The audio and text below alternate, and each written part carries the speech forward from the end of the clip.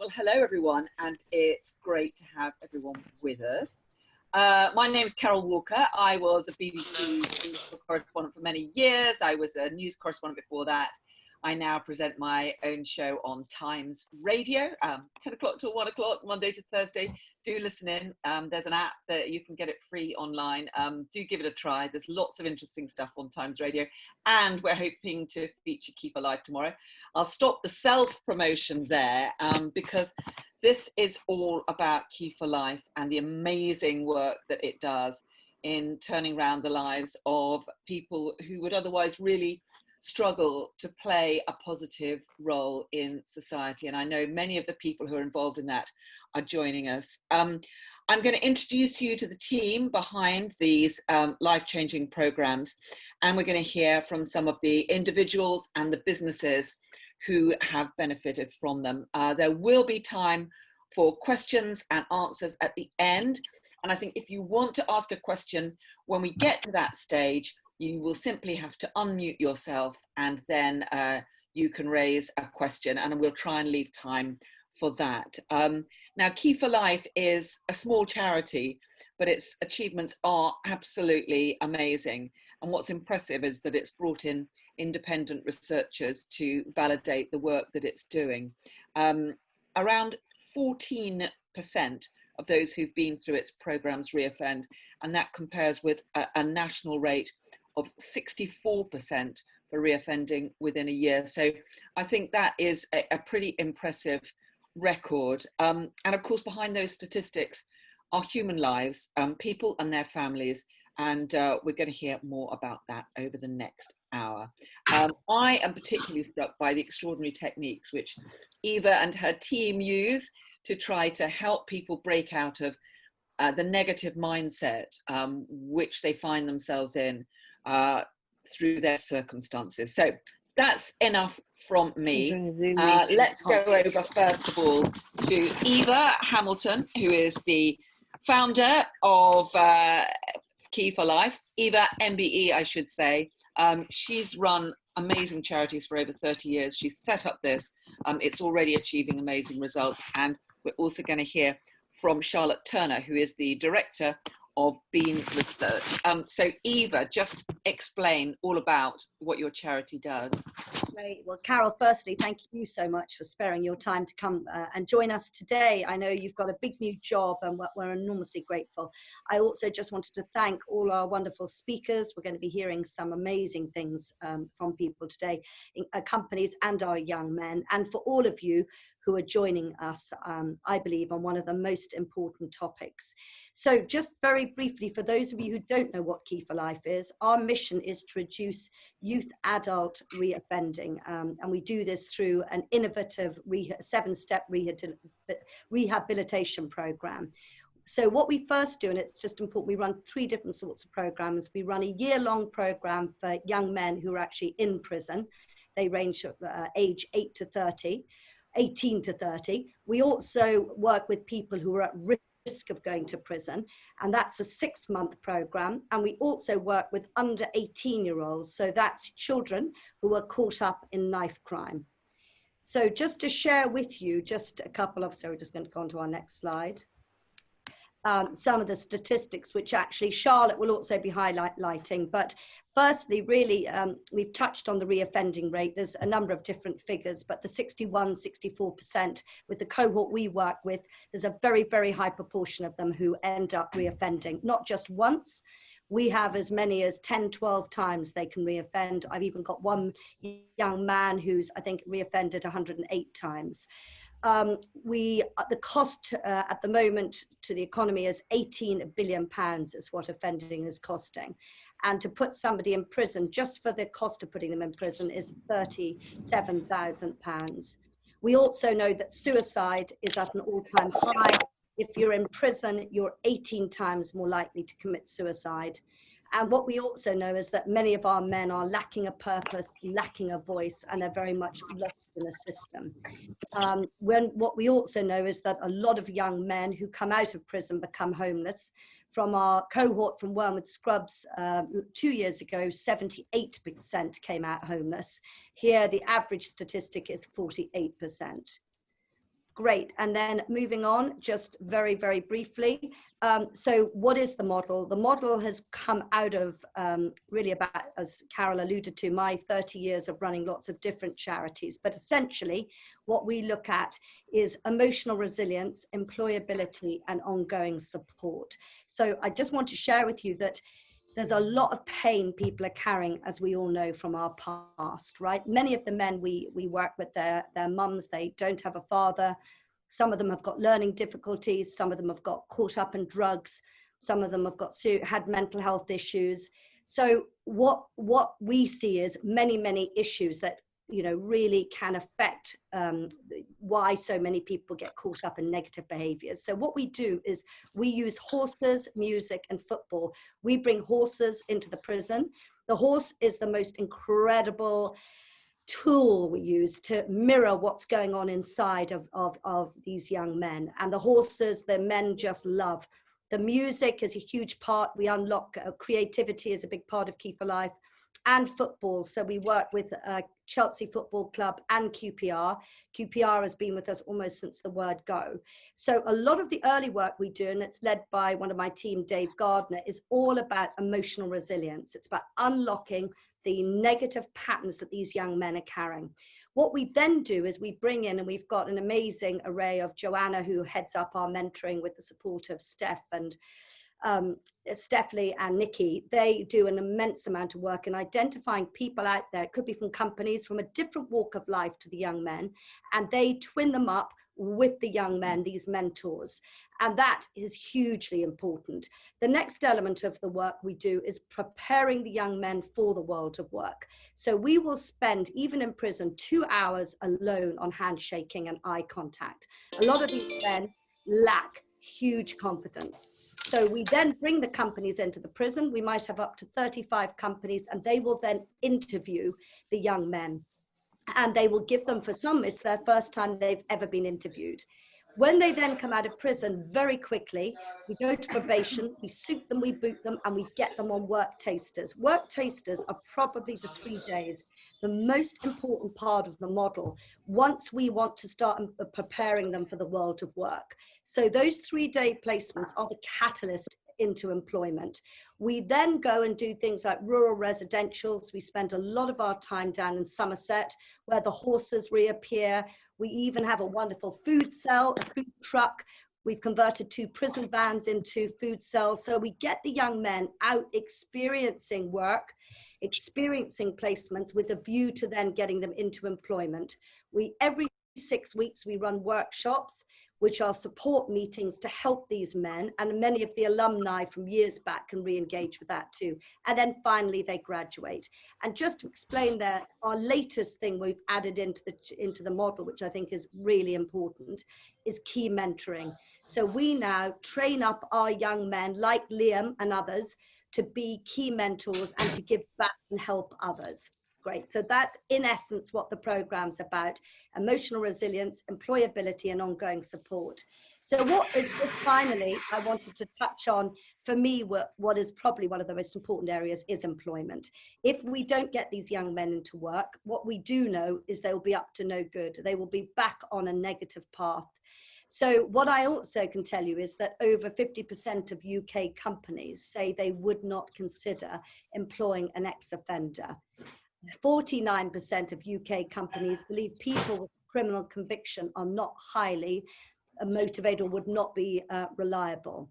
So what we've launched last year with Nile Rodgers of Chic is a kite mark that we would like to start awarding this autumn to companies who do employ offenders, with the united flag.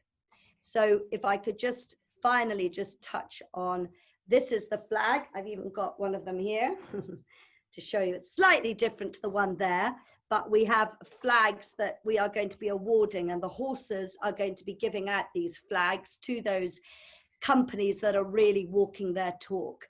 So what we would like to do now is, I'd like now to hand over to Charlotte, who has been absolutely fundamental. She and I have worked together for many years, but her Bean Partnership, which is her amazing research company, she and another lady have been underpinning our research since the inception. So Charlotte, over to you, and then I'm going to introduce Dominic Headley afterwards. Thank you.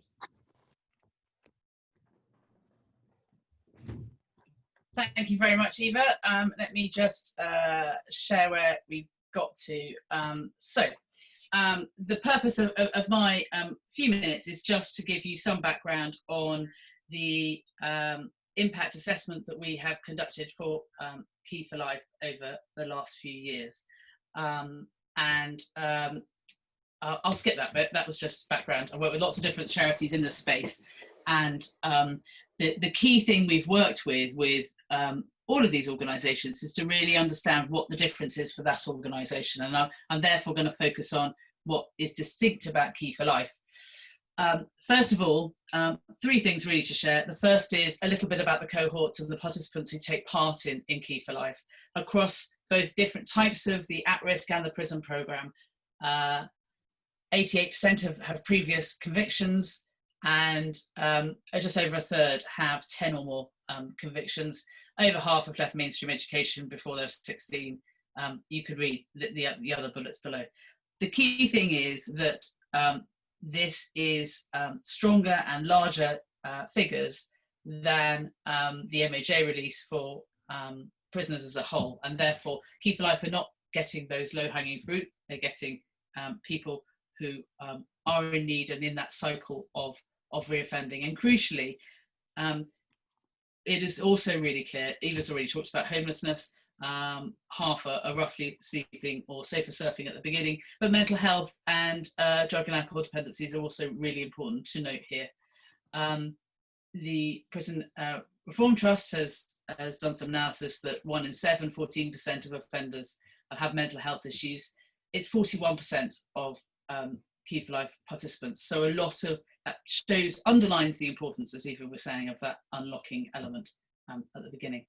The other two aspects I'll talk to you about is what happens at the end, some of those outcomes. So some of those underlying outcomes, the negative health behaviours, as they're called in MOJ terminology, while it's not the primary focus of Key4Life organisation, through the programme, it is almost half those in rough or temporary accommodation through the course of the programme, and also drug and alcohol dependency reduces enormously.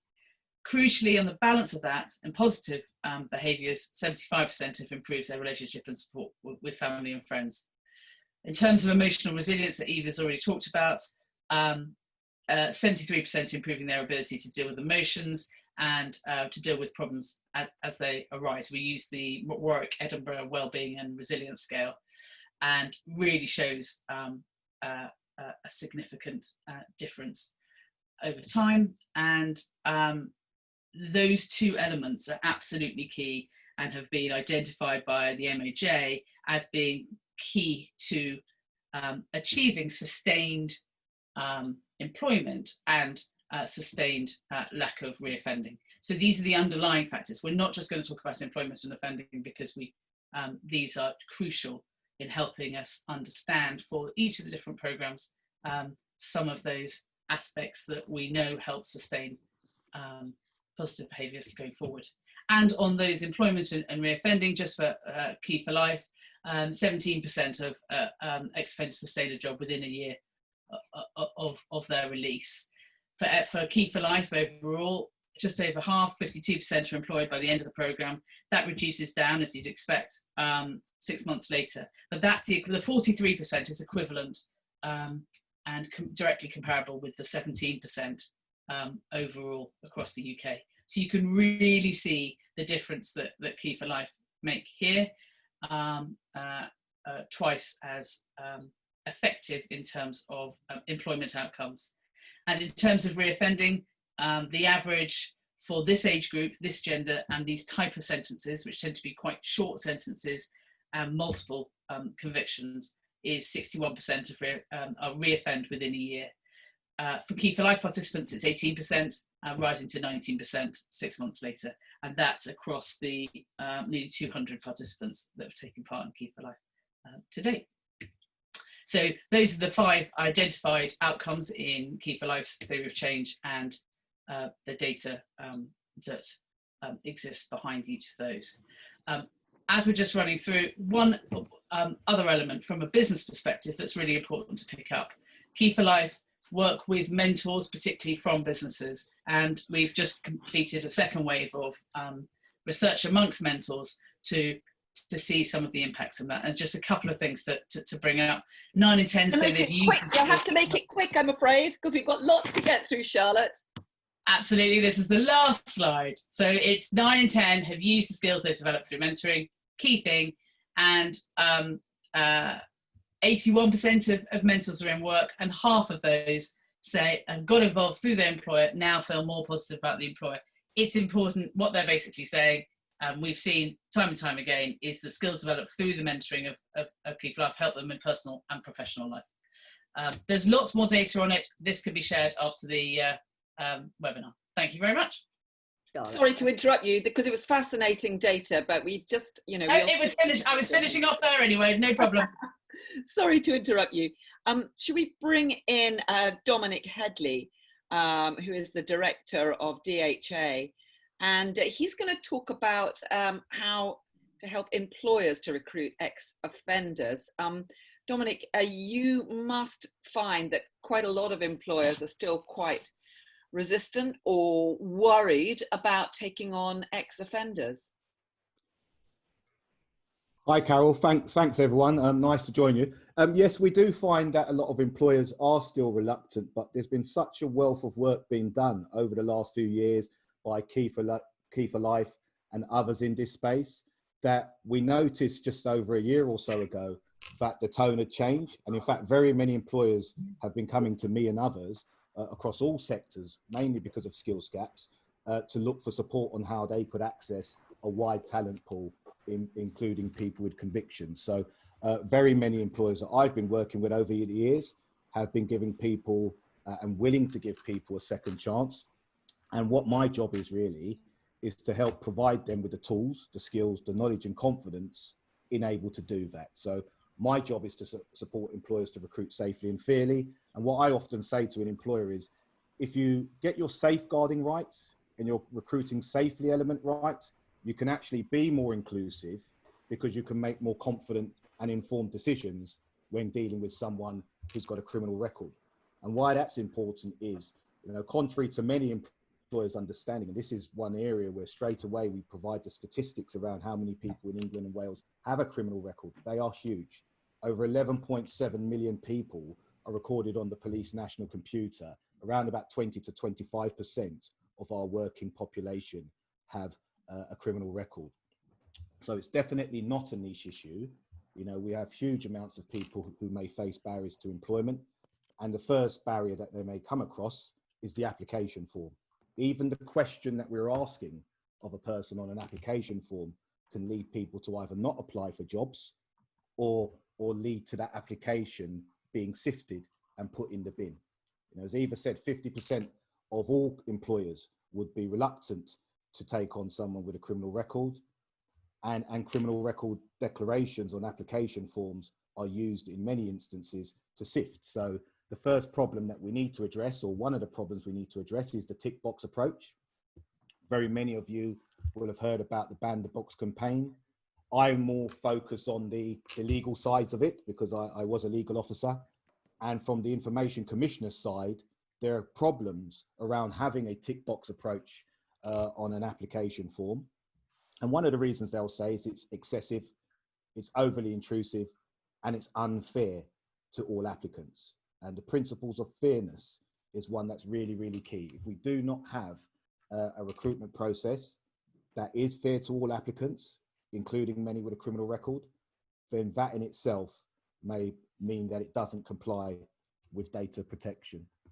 I won't whiz through this slide because it's self-explanatory and we will be sharing them afterwards, but you can see on there that it very much makes it hard for an individual, even if they're working with Key4Life, to get past the application stage and provide that context and circumstances and work that they've been doing to change their lives around if they are being sifted at the application stage. And very many people, and I realise that the focus of this session is on diversity and inclusion, and many employers who have social value aims or diversity and inclusion targets or obligations may well find, why are we struggling to reach some of these targets? And it's because the application form makes it very difficult for some of those people who are from disadvantaged groups to get through. Now, the government's been campaigning for a number of years. They haven't been shouting loud enough, in my view, but they have been shouting a little bit, and there will be changes to disclosure legislation in the coming months to try to make it more easy for people with criminal records to get a job. But what I've been trying to say to employers is, by making simple adaptations and tweaks to their recruitment processes, they may very well be able to open up their doors to more of the people from excluded groups that they want to open up and reach. And as you can see from this wheel here, I call it the justice wheel, you can see that very many people from a number of excluded groups have criminal records. You know, very many people, whether they're care leavers, former military, people suffering from mental health or alcohol issues, homelessness, people don't fit into a neat category.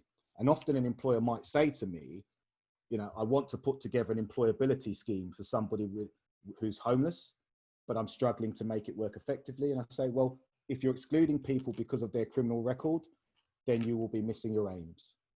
And when we look at criminal records, there's only 6.5% of those who receive custodial sentences out of the 1.2 million people convicted each year. The vast majority receive only a fine. I'll share that slide with you afterwards. It's just showing that somebody who started as a child and had very many difficult circumstances in their life, you know, entered the justice system. They worked with the justice system and organisations like Key4Life to turn their life around, develop the skills, develop the life skills, the qualifications to be a suitable applicant, but are still facing barriers because of rejection on an application form. So that's not in anybody's interest. That's not in anybody's interest, I would say. So we need to do more. Eva and Charlotte have both talked about the difficult circumstances that people have faced in their life, which could lead to them having a criminal record. What I say to employers is to look at the journey, look at that change, how that person has changed their life by working with organisations with Key4Life when considering them for the role. Is there discrimination risks? I'll finish off in a second, but there's also legal aspects to consider as well. This is a case that I took on as an applicant. It related to a single mother from a BAME background of 4 children she had. She suffered from a disability and abuse growing up. She got groomed as a child and ended up smuggling drugs as a teenager 20 years ago. She's completely rebuilt her life to be qualified as a social worker. But as you can see on this slide here, she then faced barriers accessing roles as a social worker because of her distant past. So I've carried out research with organisations such as Freshfields Brookhurst Derringer, the leading law firm, and there are discrimination risks that employers could be facing if they have a policy that automatically excludes people with criminal records, because we know, for example, that Black and ethnic minorities, care leavers and some other excluded groups are disproportionately represented in the criminal justice system. So I've taken on cases in the past to support people with criminal records. And Dominic, what I'll leave you with, we've got lots and lots of other people here from you. It's fascinating stuff, but I've left my details there. To conclude, I've shared some slides with you all that you're welcome to view afterwards. And if people have any questions, come back to me at a later time. Dominic, thanks so much. And I'm really sorry to rush you, but we also want to hear from some of the people who have benefited. So fascinating there, and fascinating to hear the amazing work that you're doing to try and get employers to take these people on. So let's now bring in some of the people who have participated in this. I think we should have with us John Kavanagh and Ario. Hello, are you here with us? Yeah, John and Ario? I am, sorry, I was on mute, I beg your pardon. Yeah, I'm here. Excellent, marvellous. Do we also have Rebecca and Liam at Yo Valley? Yes, we're both here. Hello, everyone. Hello. Hello there, hi. And Nick Austin and Sean from Boise. I hope I've pronounced that correctly. No, you didn't pronounce it properly. It's Bouygues. Bouygues. Yes, we're here. That's okay. Apologies. It's a difficult one. Apologies. Well, It's okay. as we have you there, with Sean, who I believe is now working with you, Sean, would you like to kick off just by telling us about your experience with Key4Life and how it has helped you? I think it was a very good experience, the 6-month course that I was on. It took me out of my comfort zone. I tried new things that I didn't know that I would like the courses. Yeah, and it just changed my whole mindset about things in life, really. For people who don't know, I mean, you were on a homeless project. Just tell us your circumstances beforehand. I was living in youth hospital when I started selling Class A drugs, and yeah, then I got arrested and they kicked me out, so I was effectively homeless. And how did you get involved in Key4Life, and what was it about the program that made a difference for you? I got involved with Key4Life. Actually, I'd seen it was just like a leaflet, it's like a pamphlet, and it looked interesting. So I got my key worker to contact the Key4Life team, and yeah, that's how I got involved. And was there a particular aspect of the program that helped you? Was it music? Was it football? Was it just having that mentoring and support? For me, I'd say it was the mentoring and support, because yeah, I benefited from it a lot. Okay, and just there with you, Nick, just, I mean, what was it that made you take the step to take on what many people would see as a risk? You know, someone who's been out on the streets. Maybe there were other people from better backgrounds, with better or easier backgrounds, with more qualifications. What made you decide to take him on? Sean did it himself. The two lads came in for a meeting before we set up to set up a work taster. There was one lad who was like sitting horizontally on the chair, and we talked to him, because he was responding. Then I just turned to Sean and asked him about him, and he's sitting upright, nice and bright, a bright look in his eye, and I thought then this lad's got something a little bit different. So we arranged a work taster. And in the work taster, I said to the two of them, I could give you a job as a cleaner and everyone would say, well done, but at the end of 18 months, you'd still be cleaners. But if you've got the right attitude, then you can be an awful lot more. Sean showed that he had the right attitude. They had to design a little bench that they were making in the 3 days. And whereas the other lad sat slouched, Sean was leaning across, directing, this is what we need to do, that's what we need to do. The other lad disappeared halfway through the second day. Sean stayed. He wanted to finish it, so he came in for another 2 days. And actually, I got you a bit of money for that, didn't I? Yeah, I got him a bit of money for that. But he just said, I just want to finish it. And that was the attitude I was looking for. So he was easy to employ. And he has been. He's been here I think we're in the 7th week now. And people think that he's a year-out graduate. So you have, and that's to do with his attitude. You haven't had problems with employing someone who had a background which involved drugs, which involved homelessness, which involved perhaps a lack of discipline in his life? Sorry to talk about you as though you're not there. No, because he sold himself by being who he is. And I mean, I had mentored one lad before, and had we taken him on, there might have been a lot more work for me. It might have been difficult, but I never had any real doubts about Sean. And also whether you should do it, take people on. I think that as you get older, you're a lot of what doesn't actually matter to us just falls away really, and we end up with like core beliefs. And I believe that anybody in a managerial position or political position, you have to affect people around you positively. And also, if you get an opportunity to do something that helps and you choose not to, then you're part of the problem. So when he presents himself, And I'm thinking, I could employ this lad. It's like a switch has gone. You can't go back from it. For me, I had to take him on because I knew, I just sensed that he could do it. I mean, and when he came in, we were saying, well, what label are we going to put on your hat? And we were going, well, I don't know, apprentice, whatever. So he's got management trainee on his hat. He's got a Bouygues email address. He's got a computer. I think you feel quite good about yourself. Yeah, 100%. Yeah, and he's quite an important part of our team now. So we're very happy. I think we're very lucky to have Sean. That's the way I view it.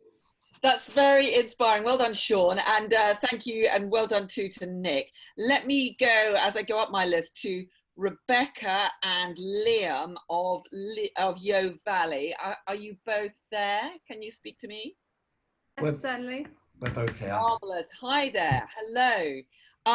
So Liam, great to have you both with us. Just tell us a little bit about your backstory and how you got involved with Key4Life. Hello everyone, I'm Liam, I'm 26 years old. My backstory's quite similar to a lot of lads in the charity. I was born into a family that suffered with terrible addictions. So I grew up most of my life in a broken home, thought that all my issues was normal and everyone experienced the issues, till I got to my early teens and recognised that all my friends didn't have holes in their clothes and they didn't have dirty clothes and they had nice houses. So then as I got older through my teens, I started to try and take the situation into my hands a bit more to get money, to get my little brother money, and just to be able to survive really. So I started stealing, I started to sell drugs. That went on for a few years until I turned 18 years old and I was locked up for an offence which led to me serving 5.5 years in prison. And at what stage did you come across the Key4Life programme? Well, I got 6 years at 18 years old, so you serve half of it in jail and half of it in the community, depending on whether you behave or not. So for the first 3 years, I didn't know the charity at all. So I was released then, just with all the same contacts and the same environment. And I went back to doing what I'd always done the first night. I lasted 2 months and I was recalled because of my poor behaviour. It was during that recall then of 2.5 years that I come across Key4Life by lucky chance, really. And what was it about the programme? What in particular was it about the programme that made you decide to change your approach and change your life? Well, I won't lie. At the start, I thought it would just be a good way to get out of my cell because I was doing 23.5 hours a day locked up behind my door. So I thought if I can get involved with this, then I can get out my cell a bit more. But then after some of the teachings and techniques that they were explaining to us, after I started participating in them, I was breaking down in front of a room full of prisoners and bawling in tears, and locking things inside me that I buried all my life, really. And it was then that I realised that this is real and it can have an effect on me if I want to make it work. So it was that moment then where I jumped 2-footed into the charity. And Rebecca, just tell us how you came across Liam, because I think you gave him a job, is that right? That's exactly right. So we're very fortunate here at Yo Valley that it's a family-run organisation. It's run by the Mead family. Sure. And Sarah met Liam basically speed dating at Portland Prison. And Sarah saw something in Liam. She saw, I think, a bit like Nick had said as well, about a desire to change. And even in that quick time speed dating, she really thought then, looking at him and speaking to him, that he could work here and that he'd be a fit for the organisation. So you started in sort of temporary capacity with a couple of other people, and it's a credit to Liam. Liam has done the job of getting himself fully employed and has been employed with Yo Valley for the last 2 years. And where he has had Sarah as his mentor and support, everything else is Liam. You know, that opportunity was there for anybody in an open process. So I think, again, it's about looking at the person and not the offence in isolation. and assessing whether they fit your organisation and whether they have a desire to change and to do something different. And Liam did, and he showed that overwhelmingly, and has impressed everybody for the last 2 years that he's been here. And continues to do so. Did you have reservations about employing a former offender, and have there been difficulties? There's been no difficulties here. I think I can appreciate that some companies have that. I think it really comes down to the values in your organisation and what you value and how you want people to see you. So like I said, it's fortunate that this is a family business. So this was very much a desire by Sarah Mead to do something like this. And Yo is very much a fixture in the community, and how you sort of see yourself and you support your area and the additional positive social impact that you want to have, and you want to change. Liam only comes from Bridgewater, so again, it's about that environment and that culture that you build within your own organisation, and how you support those people around you in all sorts of a sense of employment. And I think all big and large employers have a responsibility to make sure that they are being as inclusive as possible. And Liam, what was it? Yeah, carry on. I'll add on to that as well, because I've grown to love the Meads now. I absolutely adore them. I love everyone in the business, to be honest. But working down on the house and stuff and in the gardens, I had one of the sons come up to me, and he took his hat off me. He said, honestly, Liam, he said, when Mum told me that she wanted to get involved with this charity, like I said, Mum, like, no, we don't need to, blah, blah, blah. And he almost had the protective stance for his mother, which I get, because I'd be the same over my mum. But he said, honestly, Liam, I absolutely take back what I said, and you're an amazing addition to the business. And hearing that, from having the opportunity to turn Dan's personal view around, just from being myself and having the chance from Sarah, just speaks volumes throughout the world, really. You've got to see it to believe it. Absolutely. And just you talked about how when you got involved in the Key4Life program, there were moments when you became quite emotional. But what aspects of the program were important to you? I mean, was it football? Was it music? Was it the horses? I mean, yeah. Well, music to me is massive, because for a lot of my sentence, I didn't have a telly, or I weren't allowed out myself for whatever issues. So I used to express myself through poetry, through music. I'm a big creative writer. So sometimes I wouldn't even have a pen and paper. So I would jot notes down on my prison walls out of whatever I could find to entertain myself. So when the charity come in with the music workshops, they brought a producer that many people might be familiar with called Naughty Boy into the prison. And I performed for Naughty Boy. And the chapel went off. It had become a party in Portland prison for that afternoon. A wonderful story. Let me now bring in John Kavanagh and Ario. But John, just tell us why you took Ario on, and a bit of the story about how Key4Life got involved in that. Sure, by all means. So I worked in financial services. I ran a reinsurance brokerage business, retired 2 years ago. And I've known Eva for a very long time, and I've always followed her work and supported her work. Make sure your video's turned on, John, because I'm not seeing you. Yeah, I can see me. It's definitely on. Okay. Carry on telling us the story then. Sure. Yeah, I've been a long-time supporter of Eva and the various charities that she's worked with, and this one particularly resonated with me on a number of fronts. I mean, I come from a very similar background to some of the people involved. From an offending standpoint, I was one of the lucky ones. So I felt very strongly that we should do something.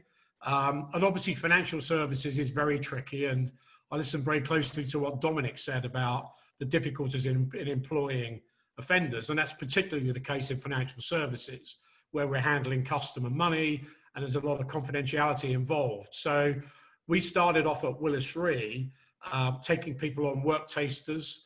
So we did the 2-week courses, and we took a number of these young men in, and they were all fantastic. I mean, not only were they good themselves, and they all behaved themselves impeccably, and they all got suited and booted and had a really nice experience.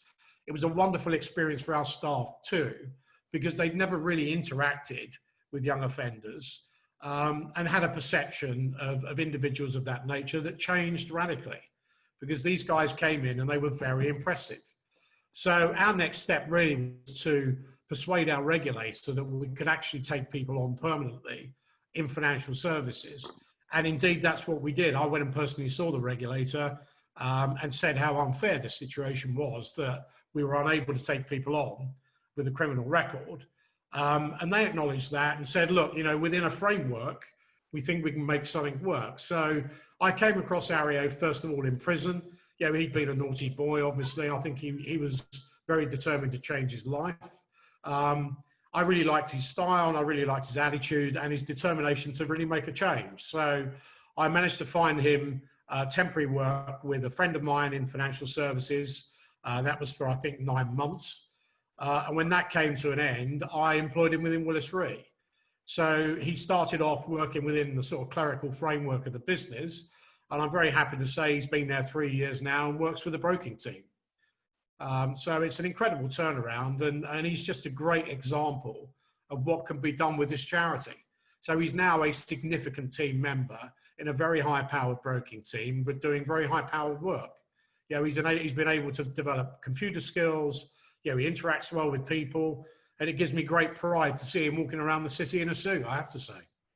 Absolutely. And was it the Key4Life team that encouraged you to take the risk of taking on someone like that? Yeah, I mean, I think it's fair to say they managed the process very well. I mean, these lads are very closely mentored. You know, they're taken through a process of, you know, wearing their suit. The mentors get them to the church on time. I mean, none of them were ever late. You know, it was impressed upon them this was a nice opportunity. And the Key4Life stewardship through the process was excellent. It made our lives an awful lot easier. And they gave us very clear guidelines around what to expect and how we should conduct the process. And in actual fact, we did a number of them, I mean, several, and they were all very, very successful. I mean, some of the kids were ambivalent and didn't really get it, but most of them absolutely did. And what it was very clear to me that, you know, they all wanted to make a change, and that was the key for me. And most of the kids that we had have made a change. So, yeah, I think the whole process works really, really well. Yeah, it's a very impressive process and very, very impressively executed in my view.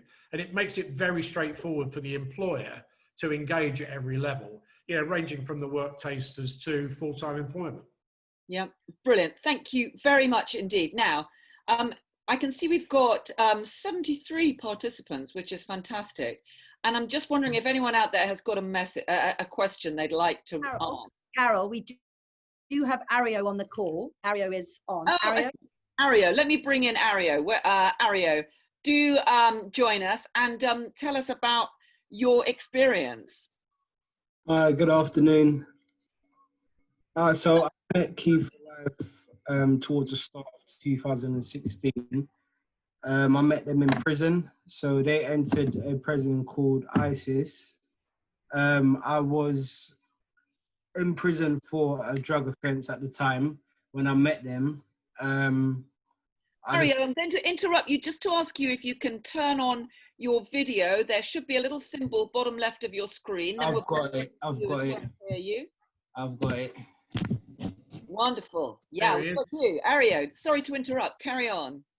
Yeah, so I met Key4Life back in 2016 now, and I've participated with them ever since, to be honest. I met them in prison. I was in prison for a drug offense in 2016. I decided to change my life around when I met Key4Life. They kind of advertised to me what they had to offer. I was very keen on coming out of prison and getting into work. They helped me get into work straight away within a week of being released from prison.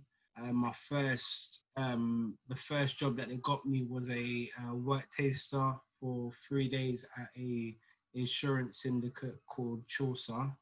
I was there for 3 days. It worked out really well, and I was offered a paid contract of 9 months after that.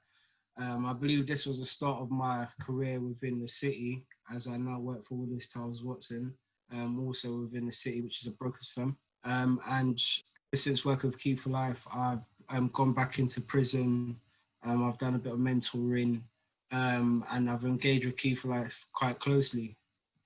So, fantastic. Well, just let us explain to us, if you don't mind, why you ended up in prison in the first place. so what? I grew up with a single mum. My dad, I didn't have the best relationship with my dad.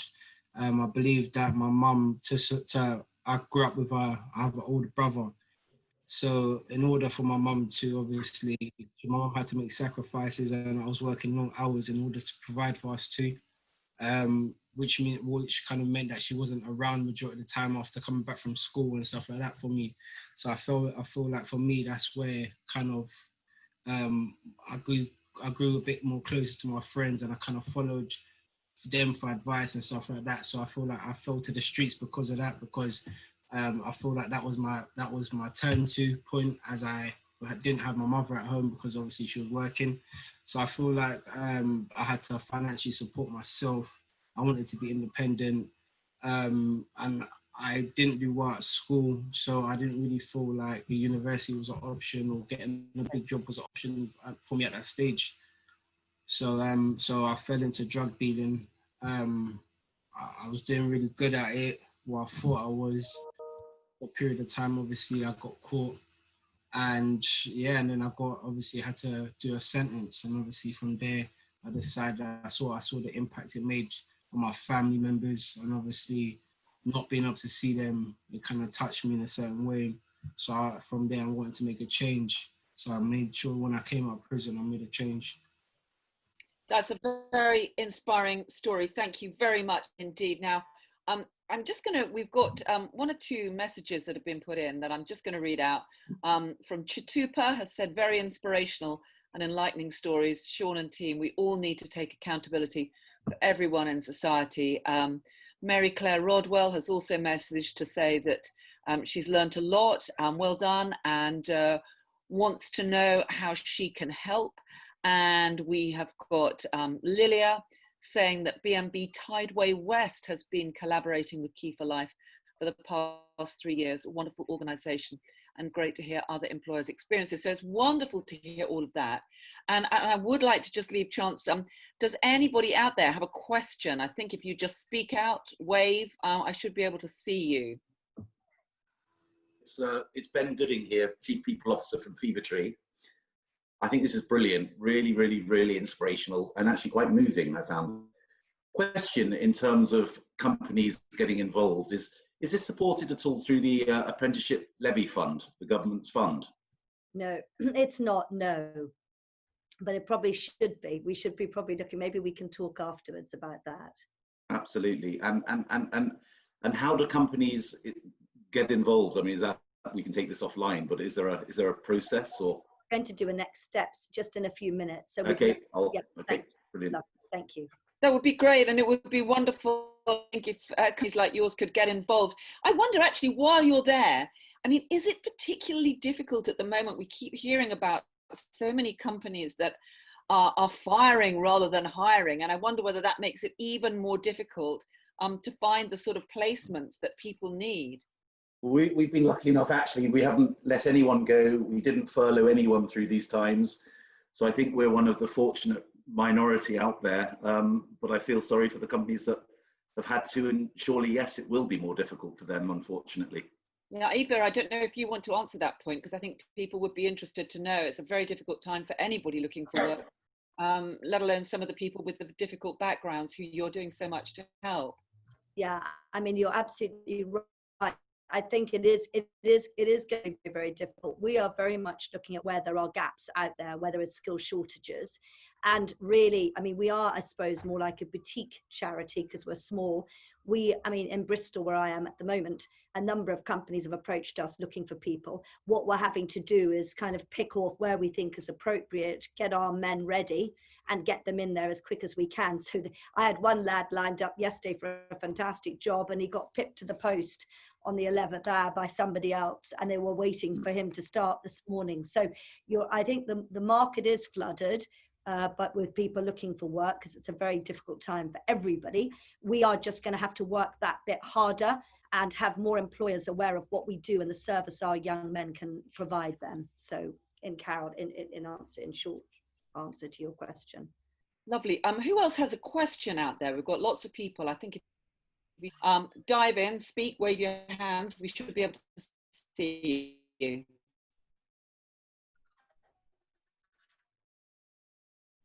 Ario, Jonathan Morris here. What advice would you give to us that haven't been in prison? What is there something you can impart to us all? Because you've been inside, now you've come out to help Key4Life. Give us a golden tip. That is a very, very good question. And you know what I try to share with a lot of the young men Ario, is... do turn your video on so that we can see you, please. Okay. Yeah, great. So yeah, that's a good question actually. And for me, I feel like being in prison and having a lot of time to think about my life and my lifestyle and how it was, the direction I wanted to go in, was that I compared myself to other people to where I wanted to be and what I wanted to achieve. And in regards to drug dealing and being a drug dealer, when I thought of other people that were drug dealers that were successful, they didn't have what I... So when I went into the city, my first ever role within the city, I had been able to have conversations with people that had a different background to me growing up. And I feel like I learned from them because I was able to ask them questions and try to understand their backgrounds.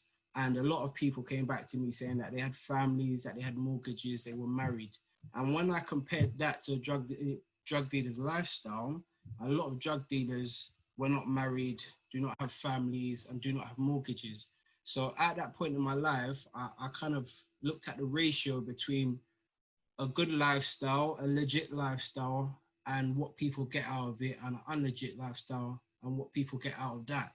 And when I weighed it up, to me, it was quite simple because it looked like people that went down a legit route achieved more from their life. Even my friends, even people I went to school with, I didn't take school serious, but the people that did take school serious, I looked at where they were and I looked at where I was and my friends that didn't take school serious, and there was a difference. And I feel like that really opened up my eyes, to be honest. So I feel like that's a big point, is that with drug dealing, what are you trying to achieve? What's the height that you're trying to achieve? Because with the legit lifestyle and where I'm at now, where I want to achieve is so much different. I have bigger goals now. I now have a child, and I'm a lot more secure.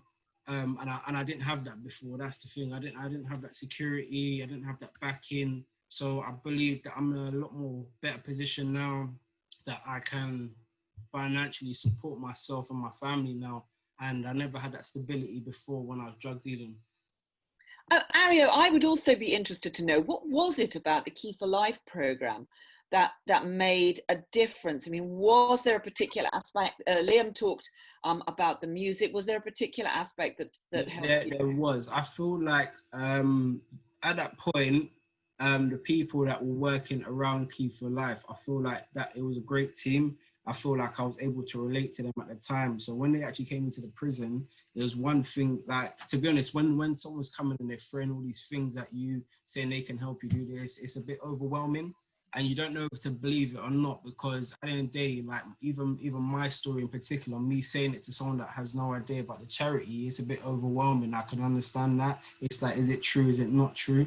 So my first thing was, are you lot serious, basically? Can you lot really help? Because I've never had this guidance before in my life. I never done well in school, so university wasn't really an option for me.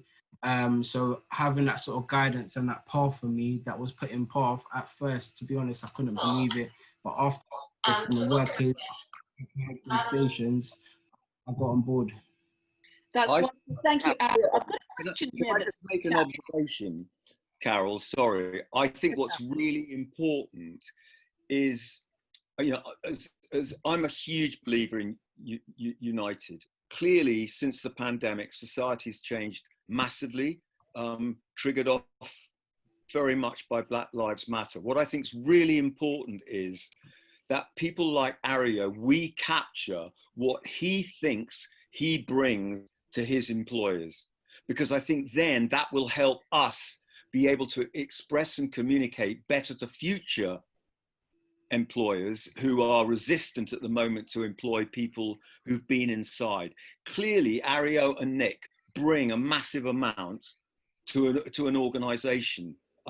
You know, forget all of us that have normal lives, but I think, you know, Ario, and it is very moving to hear of people, and it's just one of the things I love about the charities is how mentees become mentors. And I think that's really important. The value add that they bring different, and then we can take that forward to potential future resistant employers. Yeah. Yeah, thank you very much. That's a very good point. I'm just lots of questions and queries coming in. Just like to bring in this one from Karen. Wonderful to hear all of today's contributions. Her question is that Key4Life is clearly focused on men at this stage. What's the background to that? And are there any plans to work with young women? Eva, I don't know if that's one for you or one of your colleagues. Yeah, just a quick answer to that. We do want to work with women. The reason we went for men is because that's where the young men in particular is where the need was when we set up. We are looking to do women, but not quite yet. We do a lot of work, just so people are aware, with families. So a lot of young women do come into the fold, but they're not coming out of a prison. At the moment, I think it's 20%. We've got Val Corbett on the line. Lady Val, she knows they do a lot of work in women's prisons as well, or a lot of her partners do. So we will be looking to expand at some point. Is Lady Val Corbett, are you there? Would you like to just chip in on that? Yes, do tell us. I have muted. Oh, hold on. No, we can hear you and see you. Can you? That's just, we do a lot of work with women and men, and I've got 76 decision makers of major charities and social enterprises, including Key4Life, and even I have worked quite well on the United Flag. I'm glad that it's finally going to come in the autumn, though I fear, like you, that it's going to be really, really difficult to get jobs. I think that I'm afraid people from prison are going to be quite low on the food chain, but you know, we have to try and we have to continue trying. So I think that I hope that from now on people will. I have seen a kind of tectonic change. What's that? You see, my dentist giving me trouble. I have seen a change. There has been a slight change towards people who are thinking of people coming out from prison as having served their time and now deserve a chance to change. And that's what we have to go forward for. Okay, that's marvellous. Thank you. I think we've got, should we have just squeeze in one more question? Does anyone out there have a question? Just speak and wave your arms around and we should be able to see you. Anyone else have a question? Okay, I'm just going to then chip in with one final one, perhaps to Liam. Liam, I mean, I know that you go, I think you do some mentoring back in prison. And do you feel, what is the key advice or the message that you take with you when you try to persuade people to take what must be really difficult, which is taking that first step to think that I can break out of this cycle? Well, really, the trick is filtering out the people that's already took that step themselves. So the old saying's true: you can lead a horse to water, but you can't make them drink it.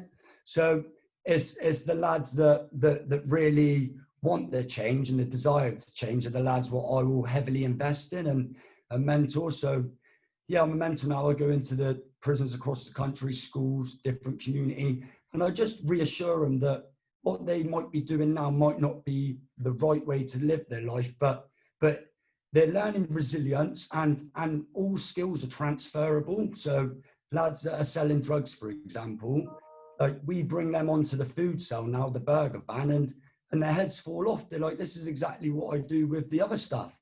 And I'm like, it's the exact same business concept. It's just, this is totally legal and you can't be thrown in jail for doing it.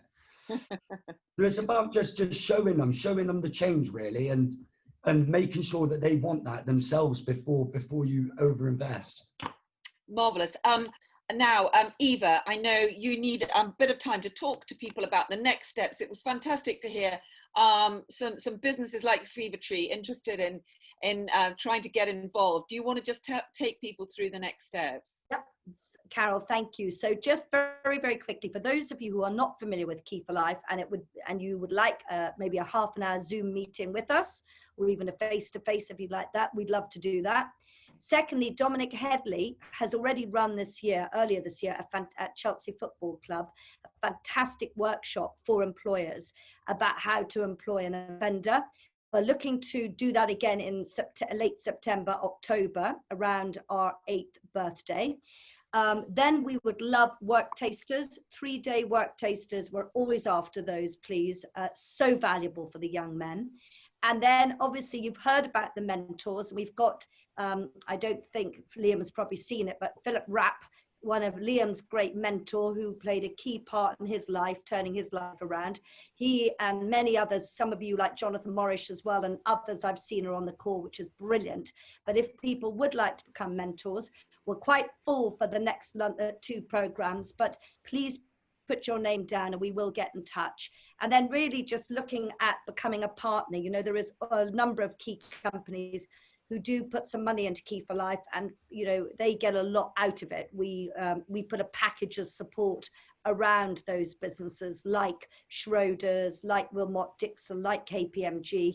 We've got a number of them, St James's Capital, who are our corporates who've been with us for a number of years. So I would just say the big plea, as Lady Val's just said, we know it's going to be challenging in the autumn, even more so than now. Any help that people can give us out there to our young men, we'd be so grateful. We are kicking off 2 new programs in the next month, one in London for at-risk young men and another program in the Southwest. So we're going to be looking for a number of opportunities. And we're also doing a program for children who are under 18 on the White City estate starting in 2 weeks' time. So we're really getting back into delivery. The final thing I'd just like to say is that we will be awarding the first 8 companies with the United flag to coincide with our 8th birthday at the end of September. So we would love for all of you to start telling people and getting involved and supporting the United flag. But it's just, I wanted to thank you, Carol. I wanted to thank all of the panel, honestly, absolutely brilliant. Also Dominic and Charlotte, but to each and every one of you, you know, we're enormously grateful. So I just wanted to say a big thank you, Carol, to you as well. Well, a big congratulations to you, Eva, to everyone involved. Particular tribute to Ario and to Liam and to Sean for the huge steps that they've taken, to everyone who's given them a chance.